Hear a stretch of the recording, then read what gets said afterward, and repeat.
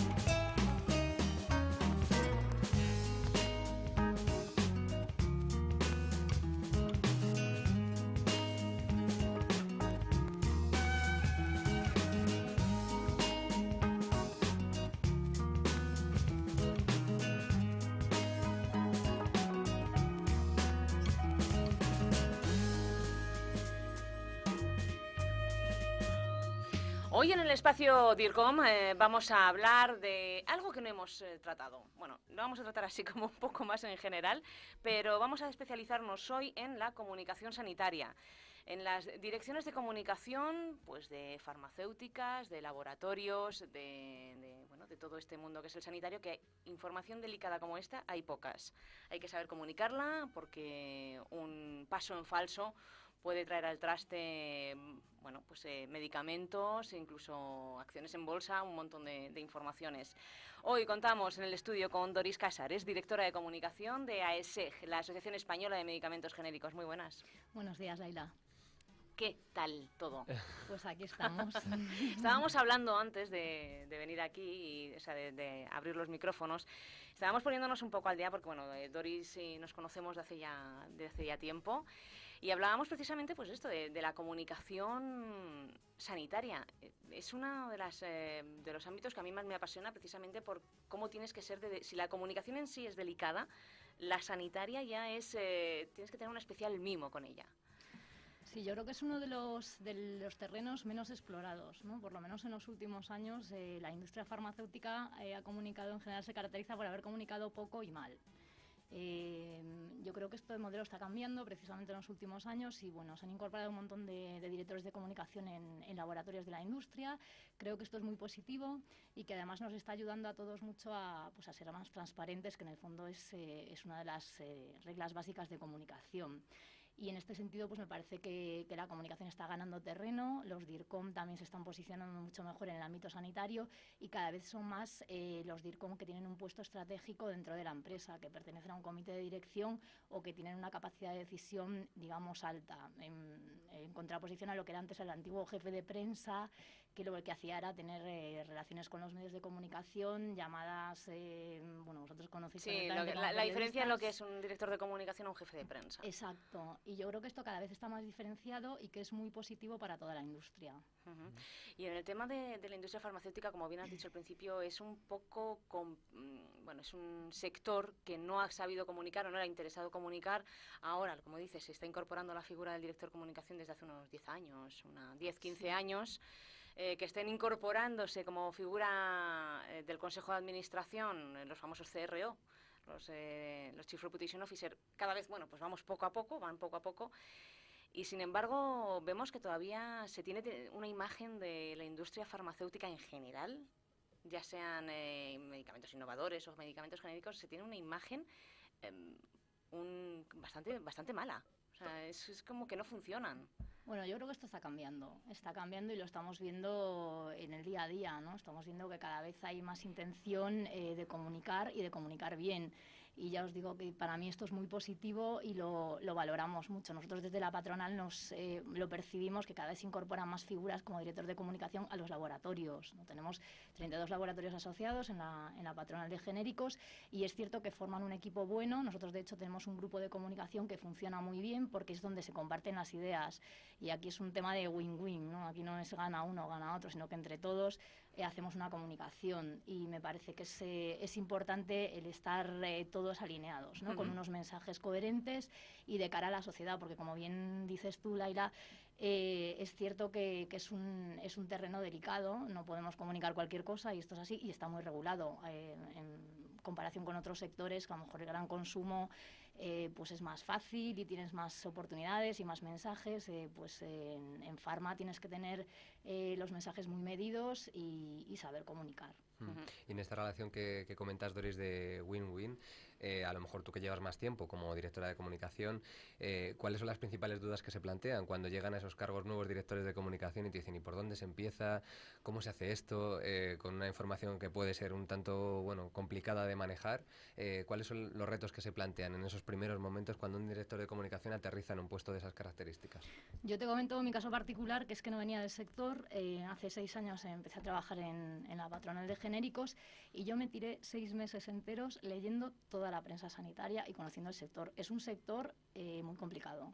O sea, es un sector que para comunicar te lo tienes que, como digo, te lo tienes que ganar, ¿no? Te lo tienes que aprender, tienes que estudiar, esto es así. O sea, yo la verdad es que soy una persona que siempre me ha gustado formarme académicamente. No te digo que tengas que hacer un máster, pero sí que tienes que tener cuidado con todo, ¿no? Y antes de hacer un plan de comunicación, pues aprenderte bien quién es quién en la industria farmacéutica, qué es lo que se ha dicho antes y cómo tú lo quieres contar, ¿no? Porque al final un plan de comunicación es un antes, un durante y un después, ¿no? Entonces, para llegar al después tienes que sentar unas bases sólidas y buenas para llegar a ejercer un mensaje sólido y coherente de cara a tus públicos, ¿no? Saber a quién se lo quieres comunicar y por qué vías también se lo quieres comunicar. O sea, que todo es una estrategia en el fondo. Entonces, yo creo que lo primero que te planteas como DIRCOM en el sector farma es elaborar tu estrategia, ¿no? Y no quiere decir que todas sean iguales, sino que pues habrá laboratorios que quieran comunicar pues a lo mejor un producto, otros que quieran comunicar una patología, y nosotros a lo mejor que queramos comunicar pues un concepto como es el tema de un genérico, ¿no? Que es el concepto social,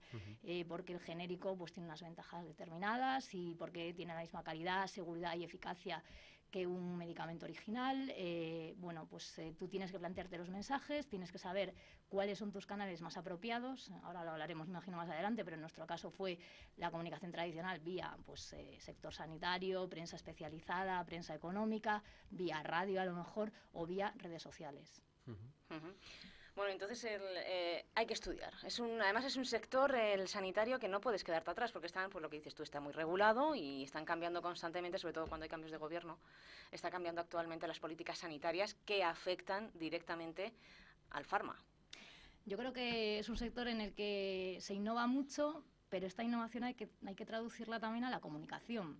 Es decir, está muy bien que el sector farmacéutico, y es verdad, somos punteros en innovación en todos los sentidos, y tanto originales como genéricos, pero esta innovación yo creo que no se ha trasladado todavía al campo de la comunicación. Y aquí es donde yo creo que tenemos un gran trabajo por hacer. Y aparte que es un trabajo bonito, porque, como digo yo, cuando no hay casi nada hecho, pues los resultados siempre son mejores, ¿no? Quiero decir, se va a ver enseguida la visibilidad y lo que se vaya a comunicar, pues se va a apreciar más que cuando es un sector muy avanzado a lo mejor y se ha comunicado de toda la vida bien. Entonces, en este caso, yo lo veo más como una oportunidad que como un riesgo, si se hace bien.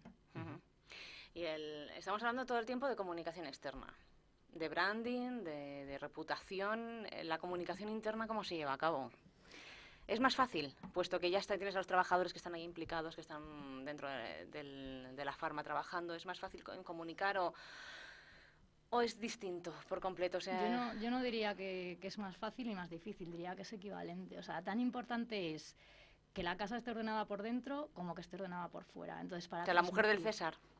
Es algo así, ¿no? Para transmitir un mensaje coherente hacia el exterior, lo primero que tienes que hacer es tener un mensaje coherente dentro de tu casa. Entonces, si tus asociados, en nuestro caso, o tus empleados, o tu público interno no está coordinado y dirigido de una manera coherente y correcta, probablemente lo que transmitas al exterior va a reflejar esa incoherencia interna o esa coherencia, en el caso de que esté bien hecho. Entonces, para mí, una labor básica en la comunicación general, digamos, es que a nivel interno esté todo perfectamente organizado. Creo que es muy importante ese trabajo previo de comunicación interna para que después, de cara al exterior y a todo lo que hagas después, al plan de comunicación, todo esté bien comunicado. Entonces, me parece exactamente, o sea, le daría un 50% y un 50% a las dos. Y posiblemente en esta llegada, como decías antes, Doris, de directores de comunicación a la industria farmacéutica, es muy difícil hacer valer el papel del director de comunicación dentro de esta industria, que ahora sí, como tú comentas, las cosas están cambiando, pero a lo mejor no es una figura muy asentada, quizá de estos últimos años para atrás, o sea, para adelante sí, pero anteriormente no. Entonces, para demostrar que es casi imprescindible ese papel. Cada vez es menos difícil porque las empresas están dando cuenta de la importancia que tiene la comunicación y más en época de crisis. O sea, aquí nos damos cuenta de que jugamos con pocos recursos y que nos jugamos mucho a cambio, ¿no? Entonces, un 22% de los DIRCOMs españoles están en comité de dirección ahora mismo. Un 22%. Es un dato de DIRCOM de hace poco y creo que es una cifra importante, está subiendo esto. Entonces, y precisamente en el sector farmacéutico esto, pues yo creo que se aprecia, ¿no? Me parece que la figura del DIRCOM está valorada ahora mismo en todo el sector, por lo que yo conozco. Y bueno, pues me parece que es un sector que tiene, como lo dije antes, un largo recorrido y que puede ser perfectamente entendible que acabe ocupando un sitio en comité de dirección, ¿no? Aunque ahora no lo haga y dependa de otros departamentos, pero a la larga pienso que es una tendencia, pero no solo en farma, sino en todos los sectores, que se precien un poco de tener la comunicación como un estandarte, ¿no? Digamos, que confíen en la comunicación como un área estratégica. Y dentro de estas nuevas formas de comunicar que se está metiendo la industria farmacéutica desde los últimos 10, 15 años, y de repente cuando empiezan a acomodarse y empiezan a entender todo esto, va y llega a las redes sociales, y llega a la comunicación digital y se encuentran con impedimentos mucho más grandes, o a los que al menos, yo no creo que sean grandes, sino que no saben muy bien cómo abarcar, como son las regulaciones respecto a los productos que están acostumbrados a comunicar. Bueno, como sabes, no podemos comunicar productos ni marcas. En todo caso, se comunicaría lo que es, como decía antes, un acciones. Concepto. Sí, una acción o un RSC, por ejemplo, también se puede comunicar perfectamente. El tema de las redes sociales todavía no está regulado. Hay un gran vacío legal, pero no solo en España, sino a nivel europeo. La Comisión Europea está redactando unas guidelines, llevan un año, un poco más. O sea que todavía le queda, ¿no? Sí, va lento, va lento. Bueno, el tema de la regulación va lento. Ahora mismo se aplica la regulación offline, ¿no? Entonces, igual que en la publicidad, aplicamos la regulación que está fuera del 2.0. Obviamente hay que tener cuidado, pero como todo, quiero decir, al final es un tema que yo lo digo siempre, no es controlable, ¿no? Las redes sociales no son controlables, lo que puedes hacer es estar ahí para que en vez de hablar otros, hables tú. Quiero decir, yo prefiero hablar yo de mi comunicación que no que me venga el vecino de al lado y me empiece a decir lo que estoy haciendo yo. Entonces yo siempre que la gente te dice, no, es que yo no voy a entrar a Twitter o yo no voy a entrar a Facebook o yo no quiero, pues digo yo, pues no te preocupes que otro lo va a hacer por ti. Entonces yo creo que teniendo un poco en cuenta esto, pues hay que saber también hasta dónde puedes llegar. Es un tema de analizarlo y de tener prudencia. Creo que aquí funciona el sentido común. Nadie sabemos todo, esto es un área muy nueva, pues como tú dices, no lleva ni 15 años, lleva 5, ¿no? Internet. Pero bueno, es una cosa que yo creo que se ha hecho muy bien con las redes, que es que se ha universalizado la información. O sea, de repente tenemos acceso a un montón de datos y a un montón de información que antes no hubiese sido posible. Y yo creo que tiene una cosa muy positiva y tiene una cosa muy negativa, que es, como sabéis, cuando hay una crisis en las redes, pues el efecto viral... Sí, efectivamente. El efecto viral es alucinante. Es una cosa que no se conseguía antes con una noticia, a lo mejor, pues ahora se expande. Lo mismo que lo positivo, ¿no? Tanto lo positivo como lo negativo. Entonces yo creo que es un tema de equilibrio, de llevar un sentido común en lo que estás haciendo e intentar hacerlo lo mejor posible. Y, oye, todos nos equivocamos. Yo he estado hablando muchas veces con este tipo de cosas con otros departamentos de comunicación de otros laboratorios y siempre terminan diciendo lo mismo, que tienen presencia en redes sociales porque hay que estar, en Facebook o en Twitter sobre todo. Pero claro, que es que se encuentran con el problema de que ya no es que ellos hablen de un producto, porque ellos saben que no pueden hablar de un producto, sino que otro hable de ellos, entonces claro, tienen que pasarlo a legal, el departamento de legal pasa no sé qué, entonces es como que se ralentiza mucho la responsabilidad, y bueno, más que la responsabilidad, la comunicación. ¿Esto por qué ocurre? Porque no se sabe cómo atajar, porque no se establece un plan de comunicación específico dentro de la farma para la comunicación digital. Es decir, cuando actúe una persona haciendo no sé qué, se hace esto. Cuando se hace no sé qué, se hace esto otro.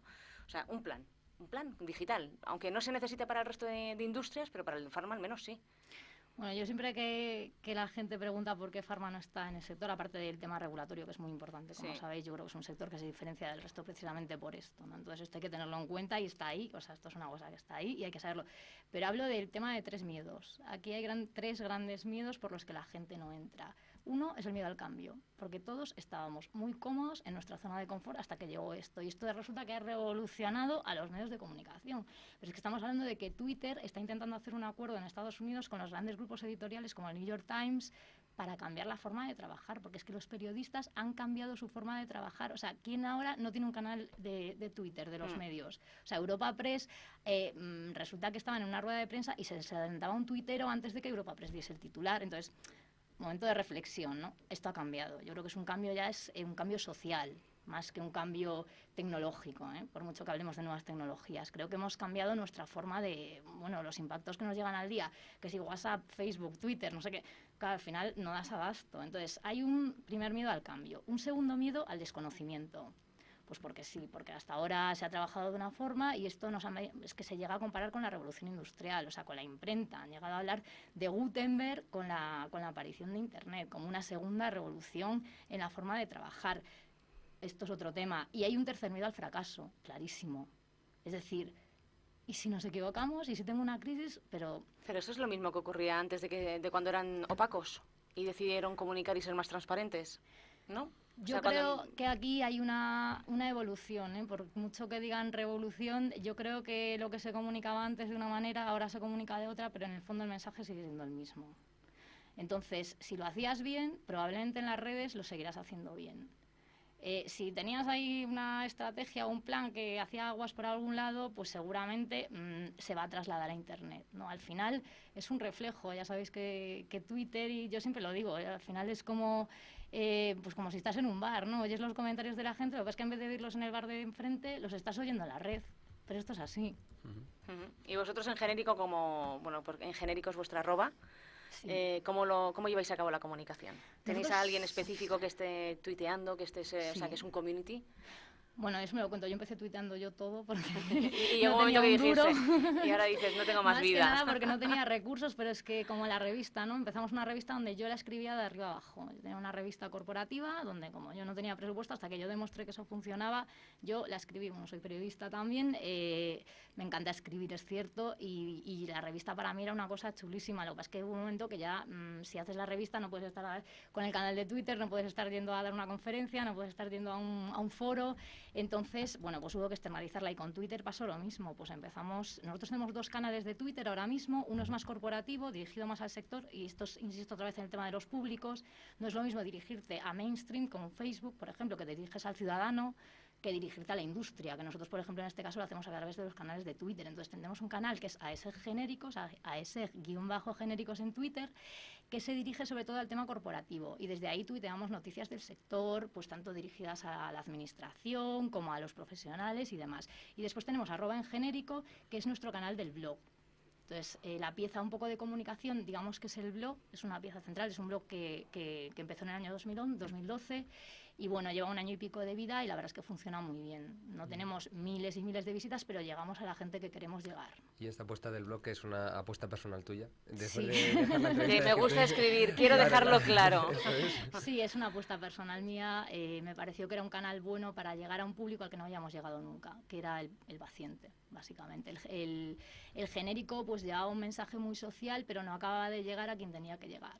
Pero por activa y por pasiva lo intentábamos, que si medios regionales, que si internet, nada, y de repente aparecieron los medios sociales y yo pensé que el blog podía ser una buena forma de llegar a este tipo de público al que no se conseguía llegar. Y bueno, pues el resultado fue que ahora en Facebook es una página que se llama Yo Elijo Genérico, que abrimos hace menos de 4 meses y tenemos hoy visto 2.500 seguidores. Entonces, al final, lo bueno de las redes, que no lo hemos hablado también, es que te acaban reportando, o sea, te acaban dando ellos la medición. O sea, ya no hace falta que nadie te diga, lo estás haciendo... No, es que tú tienes un Google Analytics o tú tienes un Facebook Insights o tú tienes una monitorización, un Tweet Reach, unas herramientas que te permiten saber exactamente a cuánta gente has llegado, cuántas interacciones tienes con todo ese público que tienes y si lo has hecho bien, ¿no? Hay una cosa que se llama sentiment, que dice que si hablan bien, si hablan mal, si hablan regular. Entonces tú tienes un feedback, ¿no? Que para mí eso es el gran tesoro de la red social, que te permite saber lo que el usuario piensa de ti. Y yo creo que esto las marcas hasta ahora, ya no solo hablo del sector farmacéutico, o sea, esto las marcas lo tienen que aprovechar, porque al final es una cosa que dices, es que es como que te están dando gratis una información que hasta ahora era carísima, o que incluso era imposible que una consultora... Sí, que lo que comentábamos nosotros antes con la entrevista anterior era que el 2.0 significa básicamente que trabajen gratis para ti. Bueno, visto así, ¿no? Yo Te están digo... dando una información que lo que dices tú, una consultoría para ofrecerte este sentimiento y hubiesen hecho no sé cuántas entrevistas a pie de calle, telefónicas, y eso hubiese supuesto un desembolso importante. Mira, nada es gratis en este mundo, eso es así. Y aquí pagamos, yo creo que con una de las cosas más importantes que tiene... La reputación. No, nuestra intimidad. O sea, nosotros estamos ofreciendo todos nuestros datos a Google, que es este gran hermano del que hablaba Orwell, pero me parece que ni siquiera se aproximó a lo que está siendo realmente. Entonces, da miedo pensar que tú te metes en un Gmail y de repente estás hablando con tus amigos de que te vas de vacaciones a Noruega y en la columna de al lado te empiezan a salir alquila esquís en Noruega, bungalows en Noruega, no sé qué. ¿Por qué? Porque es que la araña de Google te rastrea todo el contenido de tus emails, porque tú antes has dado el consentimiento. Antes de entrar en el Gmail, no te has leído la letra pequeña, seguramente, y has dicho que Google puede rastrearte todo el contenido de tus mails. Entonces, hombre, no me parece gratis. Me parece que cada vez saben, no sabemos quién, pero saben más de nuestra vida, y es más, comercian con esa información, porque Google eso lo está vendiendo a las empresas. Fíjate, lo está vendiendo hasta Estados Unidos, hasta el gobierno, ¿no? Según Snowden. Bueno, pero de todas formas, visto desde un punto de vista bastante simplista, pero sí que terminan haciéndote el trabajo. Es decir, terminan diciéndote, lo estás haciendo bien, lo estás haciendo mal, no me gusta, no me deja de gustar lo que cómo estás comunicando o qué estás haciendo con tu marca. Tú hablabas de que nosotros como opinadores ofrecemos y vendemos nuestra alma al diablo a costa de nuestra intimidad. Vosotros os vendéis como empresas os vendéis a la reputación. O sea, que alguien hable mal, bueno, no es por una sola persona que se hable mal que se hunde el mundo, pero bueno, todo se puede empezar ahí. Mira a Pablo Herrero, es como lo que consiguió que se cerrara la noria. Sí, o sea, el poder de las redes sociales, yo creo que estamos comprobándolo todos, que es mucho más grande del que podíamos pensar. Lo que pasa es que, bueno, aquí hay como todo buenas praxis y malas praxis, ¿no? Lo bueno yo creo que es que las redes sociales al final, no sé quién hablaba el otro día de que es un sistema de meritocracia, ¿no? Que al final ganarte la esfera de la credibilidad en las redes es lo más difícil. O sea, tú puedes ganarte la esfera de la visibilidad. Yo siempre lo pongo una pirámide que es como un iceberg, ¿no? Y lo que se ve arriba de todo es la visibilidad. Está fenomenal. Llegas a 1000 fans, tienes una masa crítica de 1000, que es lo que te exige una red social, bien. Luego tienes una red intermedia, que es la de la confianza o el interés, más o menos. Dicen, bueno, pues este tío tuitea cosas chulas o postea en Facebook cosas que están fenomenal o en su blog, pues vale, le voy a seguir. Y llegas a los 2000, ¿no? Pero llegar a la de abajo de todo, que digamos que sería la base de la pirámide, que es la credibilidad, eso se lo gana poca gente. Porque es muy fácil darle a un botón de unfollow, pero para mantener, digamos que yo creo que el trabajo de la red es mantener esa comunidad. O sea, que esa comunidad realmente te siga viendo como un referente y siga creyendo en ti, ¿no? Y eso realmente es la reputación. Entonces, entonces al fin y al cabo, esto es cuando dices, no, hemos abierto el canal en Facebook hace pues unos meses, tenemos 2.500 fans. O sea, en realidad, pregunto, ¿es tan importante el número de fans y de followers para una compañía? Para nada. En mi opinión, para nada. Yo no soy lo de la cantidad y la calidad, esto en las redes funciona tal cual. Lo que importa es quién te siga. O sea, es que no es lo mismo que te siga el Ministerio de Sanidad, si eres el sector farmacéutico, que te siga, no sé cómo decirte, porque, a ver, tú vas a tener un prescriptor en el Ministerio o en los medios de comunicación, como sois vosotros, por ejemplo, que son los que van a ejercer un poco de altavoz, ¿no? Porque al final tú, vale, eres una patrona, y lo digo yo, ¿yo qué voy a contar? Voy a contar que el genérico es bueno, eso es verdad, somos la patronal de los genéricos, pero si viene el doctor Casado, por ejemplo, que es uno de los referentes en médicos online, y me hace un post sobre los medicamentos genéricos, a lo mejor tiene más credibilidad. Entonces, no es cuántos te sigan, sino quiénes te sigan, ¿no? Y esto se valora en las redes. Antes era el ROI, que conocéis, el Return of Investment, pues en las redes es el IOR, ¿no? Que es Impact of Relationships. Entonces, esto se traduce en que la importancia de las relaciones y de con quién tú interactúes, pues cada vez es más, es lo que te está marcando, como si para ser un influencer, que no me gusta nada este término, pero es verdad, o sea, al final, ¿tú eres de los que influyen o eres de los que se dejan influir? Pues fíjate que todavía hay muchas marcas más comerciales, Doris, que siguen pensando en que lo importante son el número de fans y de followers y que lo que buscan al estar en redes sociales es directamente el ROI. Pues mira, hay una herramienta en Twitter, que no sé si la conocéis, pero sirve para saber qué porcentaje de tus followers son de verdad. Y entonces ahí averiguaréis, yo lo hago muchas veces con muchas marcas y con muchas personas, incluso que tienen N.000 followers, y digo, resulta que este tío tiene un 62% de los fans fake, que Sí, no valen para nada, es que no interactúan, o el típico huevo de esto que no aparece ni con su avatar ni nada. Entonces, es una cosa que te tienes que plantear, ¿realmente tu comunidad tiene un valor? O la tienes ahí porque para tener lo que tú dices, 10.000 followers, 20.000, 150.000. No, pero también cómo les haces limpia. Bueno, o sea, si tú no les sigues, ¿cómo les haces limpia? Bueno, tampoco, ¿sabes? Si alguien te empieza a seguir, claro, pues no le vas a decir que no, claro, no, pero bueno, ya te digo que hay herramientas para medir esto. Esto es lo bueno de las redes, que tú siempre sabes si son followers de calidad, lo que se dice orgánico, si estás creciendo porque realmente creces, porque a la gente le interesa, y vuelvo otra vez a la esfera de la credibilidad, que para mí es básica en esto, o si realmente esa gente está ahí porque hay herramientas para que te siga gente. Esto es así, se compran, en Estados Unidos y aquí en España también. Sí, se compran. los followers. Bueno, pues Doris, gracias por estar aquí. Ha sido un placer aquí compartir esta mañana con vosotros. Cuando quieras ya sabes dónde estamos. Pues nada, encantada. Muchas gracias. Hasta luego. Adiós.